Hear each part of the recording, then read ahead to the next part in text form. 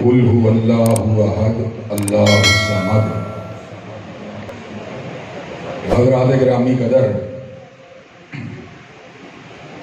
اللہ تبارک و تعالیٰ نے انسان کو احسن تقویم میں پیدا کیا اور اعلان فرمایا لقد خلقنا الانسان فی احسن تقویم۔ ہم نے انسان کو بہترین صورت میں پیدا کیا ہے۔ سورہ بنی اسرائیل میں اللہ تبارک و تعالیٰ نے اسی احسن تقویم والے انسان کے بارے میں اعلان فرما دیا وَلَقَدْ كَرَّمْنَا بَنِي آدم۔ ہم نے بنی آدم کو عزت دی اور خشکیوں اور تریوں کے ان کے لیے مسخر کر دیا اور مخلوقات کی ایک بڑی تعداد پر ان کو فضیلت دی۔ حضرات گرامی قدر، اللہ وحدہ لا شریک لہ نے جب انسانوں کو پیدا کیا تو ان کی جملہ ضروریات کو پورا فرمانے کا بھی بندوبست فرما دیا اور اعلان کیا هو الذی خلق لکم ما فی الارض جمیعا، کہ ہم نے زمین کے اندر جو کچھ بھی موجود ہے انسانوں کی ضیافت تباہ کے لیے پیدا کیا۔ اللہ نے گندم کو پیدا کیا، کپاس کو پیدا کیا، چاول کو پیدا کیا۔ اللہ تبارک و تعالیٰ نے پھلوں کے اندر سنترے کو پیدا کیا، کیلے کو پیدا کیا، سیب کو پیدا کیا، انار کو پیدا کیا، اناناس کو پیدا کیا۔ اللہ تبارک و تعالیٰ نے دل کی دھڑکن اولاد کو پیدا کیا۔ اللہ نے آنکھوں کی ٹھنڈک بیوی کو پیدا کیا۔ اللہ تبارک و تعالیٰ نے گھر بار کو پیدا کیا، لیکن فکر اور نفسیات کی رہنمائی کے لیے اللہ تبارک و تعالیٰ نے انبیاء علیہ السلام کو منتخب فرما لیا اور اعلان فرمایا وَمَا أَرْسَلْنَا مِن رَّسُولٍ إِلَّا لِيُطَاعَ بِإِذْنِ اللَّهِ۔ رسولوں کو بھیجنے کا مقصد یہ ہوتا ہے کہ ان کی اطاعت کی جائے۔ رسول اللہ کائنات میں آئے، انہوں نے لوگوں کے سامنے اللہ تبارک و تعالیٰ کی ذات، اس کی صفات، اس کے اسماء کے بیان کو رکھا۔ لوگوں کی ایک بڑی تعداد نے انبیاء علیہ السلام کی دعوت کو رد کیا اور ایک قلیل تعداد نے انبیاء علیہ السلام کی دعوت کو قبول و منظور کر لیا۔ لیکن حضرات گرامی قدر، یہ بھی ایک بدیہی اور واضح حقیقت ہے کہ اللہ تبارک و تعالیٰ کے انبیاء کی مخالفت کے باوجود اور ان کے اجازات کو رد کرنے کے باوجود فتنہ الہاد کبھی بھی ایک بڑی جماعت اور بڑے گروہ کی شکل اختیار نہیں کر سکا۔ ہمیشہ ایک چھوٹی جماعت رہی، قلیل جماعت رہی، چھوٹا گروہ رہا، چند افراد رہے، مٹھی بھر افراد رہے۔ اس کی وجہ بنیادی طور پہ یہ ہے کہ انسان مجبور بھی ہے، معذور بھی ہے، ضرورت مند بھی ہے، حاجت مند بھی ہے، نیاز مند بھی ہے، اور ان تمام کی تمام جو اس کے اندر کمزوریاں ہیں ان کی وجہ سے ایک اللہ تبارک و تعالیٰ کی ہر وقت اس کو ضرورت ہوتی ہے۔ ہر وقت وہ اللہ تبارک و تعالیٰ کی رحمت کا محتاج ہوتا ہے۔ چنانچہ دنیا کے اندر اللہ تبارک و تعالیٰ کی ذات کو معبود برحق کے طور پہ ماننے والے لوگ ہمیشہ اکثریت میں رہے، گو وہ ہدایت پہ ہوں یا گمراہی پہ ہوں۔ کبھی بھی ملحدین ایک بڑی تعداد میں منظر عام کے اوپر نہیں آ سکے۔ لیکن حضرات گرامی قدر، یہ دکھ کا مقام ہے، تعصب کا مقام ہے کہ کالجز اور یونیورسٹیوں کے قیام کے بعد جہاں پہ سائنس آئی، جہاں پہ ایکسپیریمنٹ آئے، جہاں پر تجربات آئے، وہاں پر فتنہ الہاد نے بھی زور پکڑا۔ حضرات گرامی قدر، فتنہ الہاد کے رد کے لیے میں آپ حضرات کے سامنے آج اس بات کو رکھنا چاہتا ہوں، شیطان انسان کی عقل کی گتھیوں کے ساتھ الجھ سکتا ہے، شیطان انسان کی عقل کے اوپر حملہ آور ہو سکتا ہے، شیطان عقل کو ڈسیو کر سکتا ہے، شیطان عقل کو مات کرنے کی صلاحیت رکھتا ہے، شیطان دجل و فریب کے اعتبار سے انسانوں کو گمراہی کی وادیوں کے اندر دھکیل سکتا ہے، شیطان انسان کو اندھیروں کے اندر دھکیل سکتا ہے۔ لیکن واحد وہ چیز جو انسان کو ایسے عالم کے اندر فتنوں کے مقابلے کے اوپر کھڑا رکھتی ہے، وہ انسان کا ایمان ہوتا ہے، وہ انسان کا عمل صالح ہوتا ہے، وہ انسان کا تمسک بالقرآن ہوتا ہے۔ حضرات گرامی قدر، فکر عمومی جو ہوتی ہے وہ اللہ تبارک و تعالیٰ کے فضل و کرم سے الہاد کے خلاف ہوتی ہے، لیکن باریک فکر والے بہت سے لوگ کئی مرتبہ زیادہ باریکی میں اترتے اترتے اللہ تبارک و تعالیٰ کی ذات کے لیے بھی انہی قوانین کو استعمال کرنے کی کرتے ہیں جو عباد اللہ کے لیے استعمال ہونے چاہیے۔ لیکن اللہ تبارک و تعالیٰ نے سورہ اخلاص میں جب اپنا تعارف فرما دیا، اگر اس تعارف کو اپنے ذہنوں کے اندر بٹھا دیں، دنیا کے اندر کوئی ملحد بھی، کوئی دہریہ بھی، کوئی اللہ کا منکر بھی آپ کو کبھی بھی دھوکہ نہیں دے سکتا۔ قل هو اللہ احد، اللہ اکیلا ہے، جو اکیلا ہوتا ہے وہ نیاز مند ہوتا ہے، ضرورت مند ہوتا ہے، اس کو مختلف طرح کی چیزوں کے عوارض ہوتے ہیں، اس کو بھوک بھی لگتی ہے، پیاس بھی لگتی ہے، لیکن اللہ تبارک و تعالیٰ اکیلا ہونے کے باوجود صمد ہے، وہ کھانے سے بے نیاز ہے، وہ پینے سے بے نیاز ہے، وہ تھکاوٹ سے بے نیاز ہے، وہ اکتاہٹ سے بے نیاز ہے، وہ نیند سے بے نیاز ہے۔ حضرات گرامی کا دنیا میں جو بھی اکیلا ہے وہ کسی نہ کسی کے گھر پیدا ہوا، اور جو بھی دنیا کے اندر اکیلا ہے اس کو اولاد کی ضرورت ہوتی ہے، اس لیے کہ بڑھاپے کی گرم و سرد راتوں کے اندر اولاد کی تھپکیاں، اولاد کا آسرا، اولاد کا دلاسا انسان کی ہمتوں کو دوبارہ جوان کر دیتا ہے۔ لیکن حضرات گرامی قدر اللہ تبارک و تعالیٰ اول بھی ہیں اور آخر بھی ہیں، ظاہر بھی ہیں اور باطن بھی ہیں، چنانچہ وہ لم یلد بھی ہیں ولم یولد بھی ہیں۔ اور حضرات گرامی قدر اللہ تبارک و تعالیٰ نے فکر عمومی کو چیلنج دیتے ہوئے، فکر عمومی جو ہوتی ہے جس کے اندر انسان کے اندر سلیم اتباع ہونے کی وجہ سے سیدھے راستے پر چلنے کی صلاحیت ودیت اللہ نے کی ہوتی ہے، اگر اس کے اوپر غور کیا جائے تو یہ بات سمجھ میں آتی ہے، ان فی خلق السماوات والارض واختلاف اللیل والنہار لآیات لأولی الالباب۔ حضرات گرامی قدر مجھے یہ بات بتلائیے، دنیا کے اندر وہ کون سی چھت ہے جو بغیر کسی انجینئر کے بنی ہو؟ دنیا کے اندر وہ کون سی زمین ہے جو بغیر کسی معمار کے بچھائی گئی ہو؟ حضرات گرامی قدر دنیا کی جتنی بھی چھتیں ہیں ان کو سہارا دینے کے لیے دیواریں موجود ہوتی ہیں، لیکن اللہ کی بنائی ہوئی چھت جو ہے وہ بغیر دیواروں کے کھڑی ہے۔ حضرات گرامی قدر دنیا کے اندر جتنے بھی بچھونے ہوتے ہیں وہ مردہ ہوتے ہیں، لیکن اللہ تبارک و تعالیٰ کا بچھایا ہوا بچھونا جو ہے وہ کھیتیوں کو جنم دیتا ہے، وہ اناج کو جنم دیتا ہے۔ چنانچہ انسان جو ہوتا ہے اس ساری کی ساری بات کے اوپر غور و فکر کرنے کے بعد لآیات لأولی الالباب، عقل والے لوگ جو ہوتے ہیں وہ اللہ تبارک و تعالیٰ کو پہچان جاتے ہیں، اللہ تبارک و تعالیٰ کو بھانپ جاتے ہیں۔ زمین و آسمان کے اوپر غور کرنے کے بعد، آسمان کے اوپر لگی ہوئی چھت کے اوپر اپنی آنکھوں کو مرتکز کرنے کے بعد، کہکشاؤں کے جھرمٹوں کو دیکھنے کے بعد، مسکراتے ہوئے چاند کو دیکھنے کے بعد، دمکتے ہوئے سورج کو دیکھنے کے بعد، دریاؤں کی روانی کو دیکھنے کے بعد، فصل گل و لالا کو دیکھنے کے بعد، خوبصورت پھولوں کو دیکھنے کے بعد، خوبصورت پھلوں کو دیکھنے کے بعد ان کے ذہن کے اندر ایک ہی خیال آتا ہے، کائنات اتنی بڑی رنگ کو بنانے والا کتنا بڑا ہوگا۔ حضرات گرامی کہتے ہیں جب اللہ تبارک و تعالیٰ کی کبریائی کا احساس ان کے دل کے اندر پیدا ہوتا ہے تو پھر کیا ہوتا ہے؟ پھر ان کے دل کے اندر ایک ہی خیال آتا ہے، ربنا ما خلقت ھذا باطلا سبحانک فقنا عذاب النار۔ اللہ تو نے جو کچھ بھی بنایا ہے باطل نہیں بنایا، تیری ذات پاک ہے، ہمیں اپنے عذاب کردہ بندوں میں شامل نہ کرنا، ہمیں آگ کے عذاب سے بچا لینا۔ حضرات گرامی قدر، اور آج آپ کو میں اپنے ماضی کا ایک واقعہ جس سے اللہ تبارک و تعالیٰ کی کبریائی اور جلالت کا اظہار ہوتا ہے وہ بھی آپ کے گوش گزار کرنا چاہتا ہوں۔ یہ 2016 کی بات ہے، میں شاہ سلمان کی دعوت کے اوپر سعودی عرب میں گیا، میں نے ان کے محل کو دیکھا، وہاں پہ مجھے واش روم کی حاجت ہوئی، میں واش روم کے اندر گیا، میں نے ٹوٹیوں کو دیکھا، سونے کی بنی ہوئی ٹوٹیاں تھی، بڑا ہی خوبصورت، وہاں پہ فینسی قسم کا سینیٹری کے سیٹ لگے ہوئے تھے۔ حضرات گرامی قدر جب میں باہر نکلنے لگا میری نگاہ جو تھی وہ شاہ سلمان کے ہاتھ کے اندر پکڑی ہوئی چھڑی کے اوپر پڑی۔ میرے ذہن کے اندر یہ خیال آیا، ہے تو بادشاہ لیکن چھڑی کے سہارے کا محتاج ہے۔ حضرات گرامی قدر محل کے خوبصورت کمکموں نے، محل کے خوبصورت فنوسوں نے مجھے مبہوت کر کے رکھ دیا۔ ابھی مجھے علم میں یہ بات نہیں تھی کہ اللہ تبارک و تعالیٰ مجھے بھی اپنی نشانیوں میں سے نشانی دکھلانے والے ہیں۔ ایک دو دن کے بعد ہی ہمارے ہوسٹ نے ہمیں یہ کہا ہم آپ کو کلاک ٹاور کے اوپر لے کے جانے والے ہیں۔ کلاک ٹاور کے اوپر ہمیں لے کے جایا گیا۔ کلاک ٹاور کے اندر زمین کے اوپر قائم ایک بہت بڑی رصدگاہ ہے جس سے ستاروں کی حرکت کاروں کی تعداد کا اندازہ ہوتا ہے۔ حضرات گرامی قدر، اور ستاروں کو دیکھنے کے لیے بڑی بڑی دوربینیں موجود ہیں جو کئی کئی فٹ تک، کہیں دائیں کہیں بائیں، کہیں آگے کہیں پیچھے، کہیں اوپر کبھی نیچے، کبھی 5 ڈگری کے اوپر، کبھی 10 15 20 25 45 سے 75 ڈگری پہ موو کرتی ہیں۔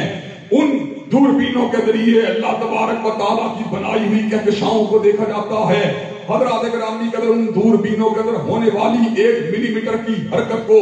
میں نے منعکس ہو کے جب دیوار کے اوپر دیکھا، LCD کی سکرین کے اوپر دیکھا تو میں حیران رہ گیا۔ 1 ملی میٹر کی حرکت میں کئی کروڑ ستارے موجود تھے، اور کئی کروڑ ستاروں میں سے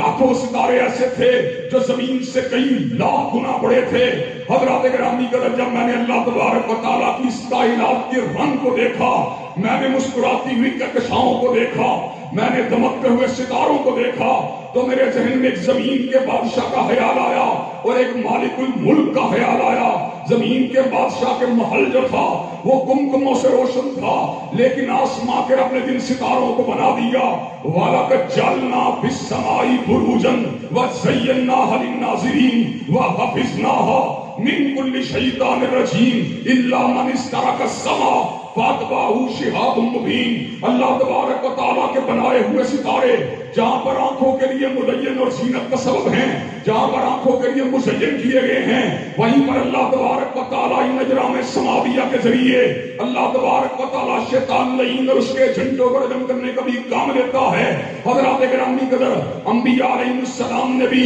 اجرام سماویہ کی حقیقت کو پا کر اس بات کا اعلان کر دیا تھا کہ اللہ تبارک و تعالیٰ وحدہ لا شریک ہیں۔ حضرت ابراہیم نے تارے کو ڈوبتے ہوئے دیکھ کے کہا تھا لا احب الافلین، مجھے ڈوب جانے والوں سے محبت نہیں۔ چاند کو ڈوبتے دیکھ کے کہا تھا لئن لم یہدنی ربی لاکونن من القوم الضالین، اے میرے پروردگار تو مجھے ہدایت دے دے، وگرنہ یہ جو تلبیس ہے، یہ جو التباس ہے، اس کے اندر سے نکلنا تو بہت بڑی بات ہے۔ سورج کو ڈوبتا ہوا دیکھ کے کہا انی وجہت وجہی للذی فطر السماوات والارض حنیفا وما انا من المشرکین، میں اپنے چہرے کا نہ سورج کی طرف کرتا ہوں، نہ ستارے کی طرف کرتا ہوں، نہ چاند کی طرف کرتا ہوں، بس بلکہ اس پروردگار کی طرف کرتا ہوں جو ڈوب جانے والا نہیں بلکہ باقی رہنے۔ حضرات گرامی قدر، فتنہ الہاد مادیت کے دور کے اندر اور انگریزی لٹریچر سے مرعوب ہونے کی وجہ سے اور شہوات کی کثرت کی وجہ سے اور فحاشی اور عریانی کی برمار کی وجہ سے اور فطرت انسانی کے اندر موجود جو منفی جوہر ہیں ان کے استعمال کی وجہ سے انسان کے گناہ کچھ اس انداز میں اس کے اوپر غالب آ جاتے ہیں کہ وہ بڑھتا اس مقام کے اوپر پہنچ جاتا ہے کہ بلا من کسب سیئۃ وحاطت بہ خطیئتہ فاولئک اصحاب النار هم فیہا خالدون، کہ اس کی برائیاں اس کو اس انداز میں گھیر لیتی ہیں کہ اس کی مت ماری جاتی ہے۔ حضرات گرامی قدر، چنانچہ میں آج اپنے بھائی شفیق الرحمان زاہد کی موجودگی کے اندر، اپنے استاد محترم مولانا عبد الرحمان مدنی کی موجودگی کے اندر اور مولانا یحییٰ جلال پوری جیسے جلیل القدر علماء کی موجودگی کے اندر اور اپنے بھائی جو ہیں دیگر جو یہاں پر موجود ہیں، اللہ تبارک و تعالیٰ کے فضل و کرم سے بھائی عبد الماجد بھی یہاں پر موجود ہیں، مولانا شفیق مدنی بھی موجود ہیں، اور جہاں جہاں میں اپنی نگاہوں کو اٹھا رہا ہوں علماء کی ایک بڑی جماعت کو اپنے سامنے دیکھ رہا ہوں۔ حضرات گرامی قدر، میں آپ کے سامنے آج اس بات کو رکھ دینا چاہتا ہوں کہ الحاد کے علاج کے لیے جہاں پر آیات قرآنیہ سے استدلال کی ضرورت ہے، جہاں پر کائنات کے اوپر اس انداز میں تدبر اور غور و فکر کرنے کی ضرورت ہے جو تدبر کا سلیم الطبع انداز ہوتا ہے، وہیں پر اپنے اعمال صالحہ کے اوپر بھی توجہ دینے کی ضرورت ہے۔ حضرات گرامی قدر، عقل کے محاذ کے اوپر تو آپ شکست کھا سکتے ہیں، دلائل کے مارکے کے اندر کئی مرتبہ آپ کے اوپر چوٹ اور زد لگ سکتی ہے، لیکن اللہ تبارک و تعالیٰ کے فضل و کرم سے علم اور عمل صالح کے اندر اللہ نے وہ صلاحیت رکھی ہے کہ اللہ تبارک و تعالیٰ انسان کے چمکتے ہوئے دل کو تاریکیوں کے حملے کے مقابلے قائم رکھتے ہیں۔ حضرات گرامی قدر، الحاد کے علاج کے لیے جہاں پر بڑی بڑی خوبصورت کتابوں کو لکھا گیا اور بھائی حمزہ اندریاس نے اس کے اوپر بڑے ہی زبردست مقالے کو تحریر فرما دیا، وہیں پر میں آپ کے سامنے اس بات کو بھی رکھنا چاہتا ہوں، الحاد کا علاج اگر تلاش کرنا ہے شب زندہ داری کے اندر تلاش کرو، الحاد کا علاج اگر تلاش کرنا ہے تہجد گزاری کے اندر تلاش کرو۔ کانو قلیلا من اللیل ما یہجعون والا جوہر جب تمہارے اندر پیدا ہو جائے گا اور والذین یبیتون لربہم سجدا وقیاما والی تمہارے اندر عادات پیدا ہو جائیں گی، تو رب کعبہ کی قسم ہے تمہیں کوئی ملحد نہیں بنا سکتا۔ ملحد تم کب بنتے ہو؟ جس وقت اعمال صالحہ سے دور ہو جاتے ہو.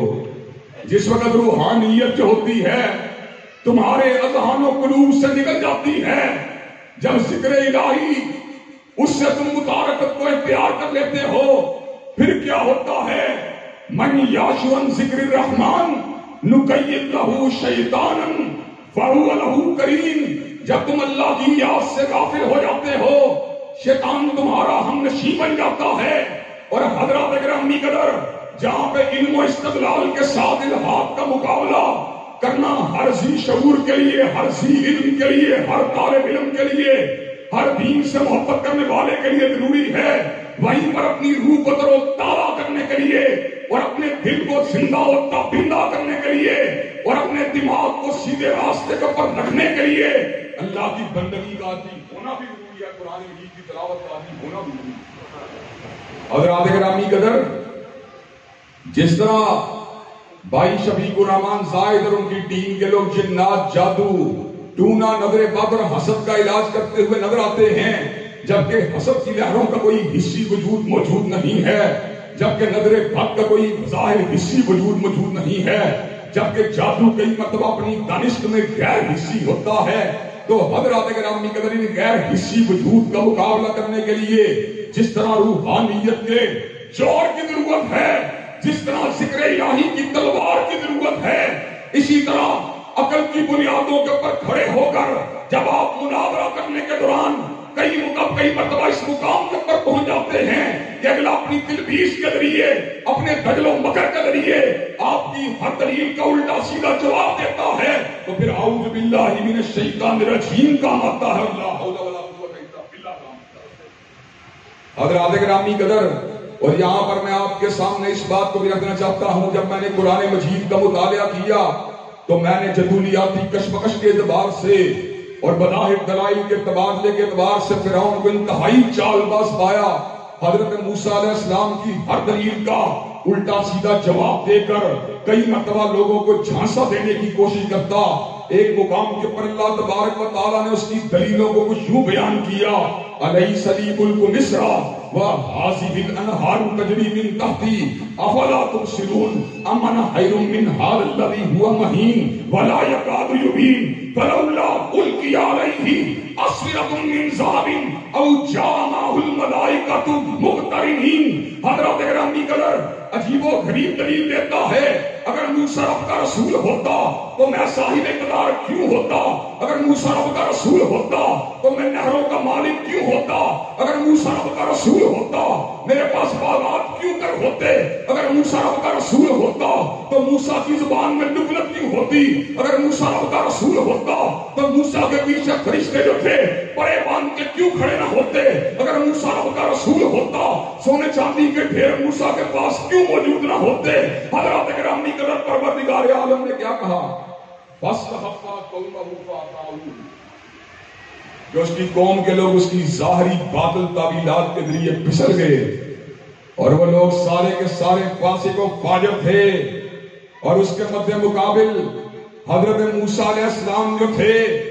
وہ بھی اس کی باتوں کا ترکی پترکی کیسا جواب دیا کرتے تھے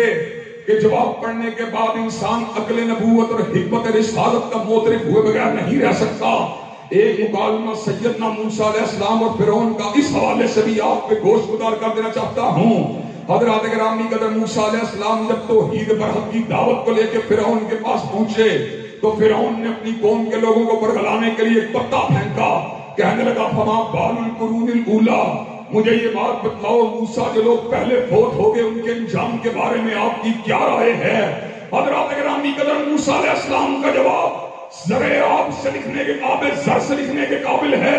حضرت موسیٰ نے جواب دیا، علمھا عند ربی فی کتاب لا یضل ربی ولا ینسا. جو پچھلے لوگ گزر گئے ان کا علم پروردگار عالم کے پاس ہے. لا یضل ربی ولا ینسا، نہ میرا رب کبھی بھولا ہے نہ میرا رب کبھی بھٹکا ہے. موسیٰ علیہ السلام نے جہنمی اور گمراہ ہونے کی بجائے یہ بات بتلا دی کہ جواب ایسا دیا کہ جس کے اوپر اس کو اس مشرک کافر اور ملحد کو لاجواب تک رکھ دیا. حضرات گرامی قدر، اور حضرت ابراہیم علیہ السلام کے مکالمات بھی اس اعتبار سے، ہر اعتبار سے ملحدین کا مقابلہ کرنے والوں کے لیے جو ہے سونے کے پانی سے لکھنے کے قابل ہیں. جس وقت نمرود سے آپ کا مکالمہ ہوا تو حضرت ابراہیم کا استدلال کیا تھا؟ ربی الذی یحیی و یمیت، اللہ وہ ہے جو مارتا بھی ہے زندہ بھی کرتا ہے. نمرود نے جواب میں کہا انا احیی و امیت، میں بھی مارتا زندہ کرتا ہوں. حضرات گرامی قدر موت کے مستحق کو آزاد کر دیا، بے گناہ کو موت کے گھاٹ اتار دیا، قتل کیا، دل بیس کی، لوگوں کو دھوکہ دینے کی کوشش کی. حضرت ابراہیم نے تلوار کو اٹھا لیا، دلیل قطعیہ کو پیش کیا، کہا فإن اللہ یأتی بالشمس من المشرق فأتی بہا من المغرب، اور اللہ وہ ہے جو سورج کو مشرق سے لے کے آتا ہے. اگر تو رب ہے سورج کو مغرب سے، اور وہی اللہ ہی کفر. پھر کیا ہوا؟ کافر کے منہ پر بچوں کی مہر لگ گئی. تو حضرات گرامی قدر جہاں پر ہمیں مکالمے کے اسلوب اور انداز کو سمجھنے کی ضرورت ہے کہ ہمیں الہاد کا مقابلہ کرنے کے لیے وہ دلیل محکم جس کے اندر تعویل کی گنجائش موجود ہو اس کو چھوڑ کے ایسی دلیل کو پیش کرنے کی ضرورت ہے جس کی تعویل کی گنجائش نہ ہو، یا تعویل بہت مشکل ہو، یا تعویل جو ہو وہ لوگوں کے ذہنوں کو اپیل نہ کرتی ہو. حضرات گرامی اگر اس دلیل کے اوپر فوکس کرنے کی ضرورت ہے. وہیں پر آپ کے سامنے میں اس بات کو بھی رکھ دینا چاہتا ہوں کہ جو بندہ الہاد کے نرگے کے اندر ہو اس کو عبادات کی طرف لانے کی ضرورت ہے، اس کو نماز پنجگانہ کی دعوت دینے کی ضرورت ہے، اس کو تہجد گزاری کا سبق پڑھانے کی ضرورت ہے، اس کو ذکر الہی کا حکم بنانے کی ضرورت ہے. جس طرح شیطان لعین کا کلام اور اس کے وساوس انسان کے دل کو راہ ہدایت سے بھٹکا دیتے ہیں، ویسے ہی مالک کائنات کا کلام جو ہوتا ہے انسان کو بھٹکے ہوئے راستے سیدھے راستے پر کر دیا. اللہ نے خود اس حقیقت کو خوشبو والے فرما دیا، اللہ ولی الذین آمنوا یخرجہم من الظلمات الی النور والذین کفروا اولیاؤہم الطاغوت یخرجونہم من النور الی الظلمات. اللہ تبارک و تعالی ایمان والوں کو اندھیروں سے باہر نکال کر روشنیوں کے راستے پہ چلا دیتے ہیں. اور طاغوت جو ہوتا ہے وہ انسانوں کو روشنیوں کے راستے سے نکال کر اندھیرے کے راستے پہ چلا دیتا ہے. حضرات گرامی قدر اسلام کا راستہ، روشنی کا راستہ، توحید کا راستہ، روشنی کا راستہ، وحدانیت کا راستہ، روشنی کا راستہ، احدیت کا راستہ، روشنی کا راستہ، کبریائی کا راستہ، روشنی کا راستہ، الوہیت کا راستہ، روشنی کا راستہ، ربوبیت کا راستہ، روشنی کا راستہ، بندگی کا راستہ، روشنی کا راستہ، جھکنے کا راستہ، روشنی کا راستہ. خلاصہ کلام کیا ہے؟ اِنَّ صَلَاتِي وَنُسُكِي وَمَحْيَايَ وَمَمَاتِي لِلَّهِ رَبِّ العالمین. بے شک میری نمازیں، بے شک میری قربانیاں، بے شک میرا جینا، بے شک میرا مرنا سبھی کچھ اللہ رب العالمین کے لیے ہے. لا شریک لہ وبذالک امرت وانا اول المسلمین. نہ اس کی ذات میں کوئی اس کا شریک ہے، نہ اس کی صفات میں کوئی اس کا شریک ہے، نہ کوئی اس کے اسماء میں اس کا شریک ہے. وبذالک امرت وانا اول المسلمین. اور اللہ تبارک و تعالیٰ نے مجھے اسی بات کا حکم دیا گیا، جو کسی بات کا حکم دیا اور میں سب سے پہلے اس کا اقرار کرنے والا ہوں. اور حضرات گرامی قدر یہ بات بھی میں آپ کے سامنے رکھنا چاہتا ہوں، اسلام کوئی عقل کے محالم مذہب نہیں بلکہ دلیل عقل بھی اللہ تبارک و تعالیٰ کے فضل و کرم سے کتاب و سنت کے تابع ہوتی ہے. لیکن غامدی صاحب کا فلسفہ یا اعتزال کا فلسفہ کہ عقل اوپر ہے، کلام اللہ نیچے ہے، جب تک اللہ تبارک و تعالیٰ کے فضل و کرم سے اہل حدیث کا 1% زندہ ہے، اہل سنت کا 1% زندہ ہے، عقل کو نیچے ماننے کے پروردگار عالم کے کلام کو اوپر ماننے. حضرات گرامی قدر عقل بھی اللہ تبارک و تعالیٰ کے فضل و کرم سے وحی الہی کے تابع ہے. یہ الگ بات ہے کہ کئی مرتبہ عقل کے ادراک سے باتیں دور ہو جاتی ہیں، لیکن چلتے چلتے ایک عقلی دلیل بھی آپ حضرات کے سامنے رکھ دینا چاہتا ہوں. کئی لوگ کہتے ہیں پہلے کون تھا، پھر اس سے پہلے کون تھا، پھر اس سے پہلے کون تھا، پھر اس سے پہلے کون تھا. ایک سے پہلے کیا ہوتا ہے؟ کچھ نہیں. اگر گنتی کی بات کی جائے 10 سے پہلے 9، 9 سے پہلے 8، 8 سے پہلے 7، 7 سے پہلے 6، 5، 4، 3، 2، 1 سے پہلے کچھ بھی نہیں ہے. مالک کائنات جو ہیں واحد ہیں، احد ہیں، صمد ہیں. اور یہ بات جو حضرت علامہ اقبال نے کالجز اور یونیورسٹیز کو پڑھتے ہوئے اور ان کو بنتے ہوئے دیکھ کے کہی تھی، کیا خبر تھی کہ چلا آئے گا الہاد بھی ساتھ، کہ نوجوانوں کی ترقی سے تو ہمیں بڑی خوشی تھی، بڑے مطمئن تھے، لیکن یہ پتا نہیں تھا کہ الہاد کی آبیاری بھی انہی درسگاہوں سے ہوگی۔ اور اکبر الہ آبادی نے کہا تھا ہم ایسی کل کتابیں قابل ضبطی سمجھتے ہیں کہ جن کو پڑھ کے بچے باپ کو غبطی سمجھتے ہیں۔ اور حضرات گرامی قدر محلول تعلیم کے بارے میں حضرت اکبر الہ آبادی نے بڑے ظریفانہ انداز میں یہ بات کہی تھی۔ ہم ریش دکھاتے ہیں کہ اسلام کو دیکھو، اور مس سلف دکھاتی ہے کہ اسلام کو دیکھو۔ حضرات گرامی قدر اگر یہی کلچر رہا جو آج تعلیمی اداروں کے اندر اس دور سے کہیں بڑھ چکا ہے کہ جب اکبر الہ آبادی زندہ تھے تو میں یہ بات سمجھتا ہوں یہ محلول درسگاہیں، یہ لوگوں کا محلول محافل کا انعقاد کرنا، اور جہاں پر ہر اعتبار سے شہوات کی تحریک اپنے پورے عروج کے اوپر ہو،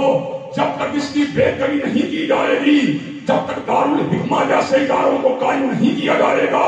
جب تک دینی مدارس کا احیاء نہیں کیا جائے گا، جب تک تزکیہ نفس تعلیم کو یکجا نہیں کیا جائے گا، جب تک تعلیم و تربیت کے نظام کو مربوط نہیں کیا جائے گا، جب تک اللہ کی وحدانیت کو عصری علوم کے اوپر ایک حاوی انداز میں پیش نہیں کیا جائے گا، جب تک علوم عصریہ کو اسلام کی اہمیت کے ساتھ نہیں پڑھا جائے گا، جب تک علوم عصریہ کو کتاب و سنت کی کسوٹی کے اوپر نہیں پکڑا جائے گا، حضرات گرامی قدر اس وقت تک ہم الہاد کے فتنے کا مقابلہ نہیں کر سکتے۔ حضرات گرامی قدر ڈارون کی تھیوری کو اوپر رکھ کر حضرت آدم کی تحریک کو نیچے رکھنے والے لوگ کبھی بھی امت کی صحیح رہنمائی نہیں کر سکتے۔ جن کا ایمان و ایقان قرآن مجید کے اوپر ہے وہ نہ ڈارون کے نظریہ ارتقاء کو مانتے ہیں، نہ کارل مارکس کی اشتراکیت کو مانتے ہیں، نہ فلسفہ مصداقیت کو مانتے ہیں، نہ فرائیڈ کے جنسی جذبات کے اوپر مبنی نفسیات کو مانتے ہیں۔ ہم اگر مانتے ہیں تو اللہ تبارک و تعالیٰ کے فضل و کرم کے قرآن کو مانتے ہیں، کالی کبھی والے کے فرمان کو مانتے ہیں۔ حضرات گرامی قدر امید ہے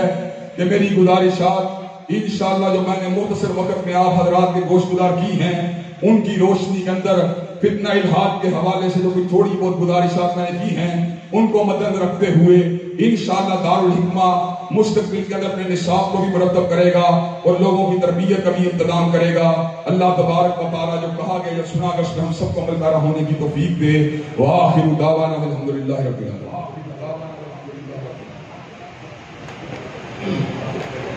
بہت بہت شکریہ۔ خودی کا سر نہاں لا الہ الا اللہ، خودی ہے غیب فضا لا الہ الا اللہ۔ یہ